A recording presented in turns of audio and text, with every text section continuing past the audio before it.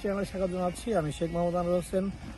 আপনারা গতকালকে দেখেছিলেন যে আমাদের এই টরন্টো, এই কানাডায় আমরা তুষারপাতে এবং বিশাল বরফের যে আচ্ছাদিত আপনারা দেখতে পাচ্ছেন সব কিছু হয়ে গিয়েছে।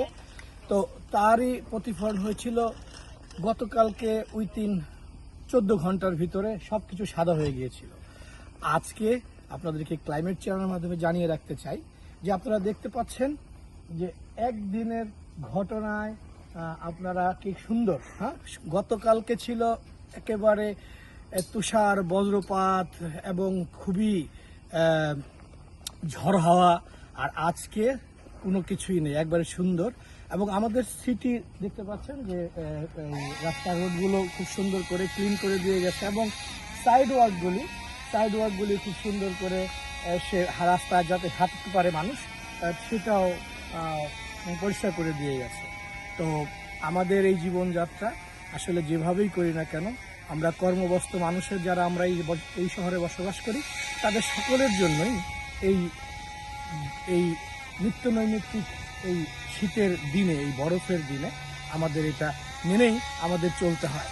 তো আজকে আপনাদেরকে জানিয়ে রাখতে চাই, আজকে দেখছেন যে এই বরফ যে পড়েছিল, যে তুষারপাত এবং যেই স্টর্ম শুরু হয়েছিল তার প্রতিফলন এই আজকের এই দিনটি।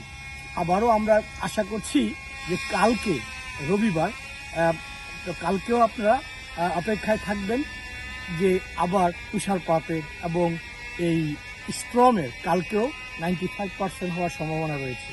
তো আমরা যেখানেই আছি আমরা চেষ্টা করব সতর্কভাবে ড্রাইভ করতে এবং নিজেকে সুন্দর করে গুছিয়ে যার যার এলাকায় দেখতে পাচ্ছেন যে সুন্দর করে বরফ পরিষ্কার করছে যাতে অন্য কেউ পড়ে আহত না হয়।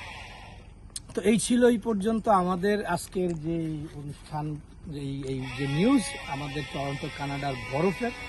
তো সেই পর্যন্ত ক্লাইমেট চ্যানেলের পাশে থাকবেন। ধন্যবাদ সবাইকে।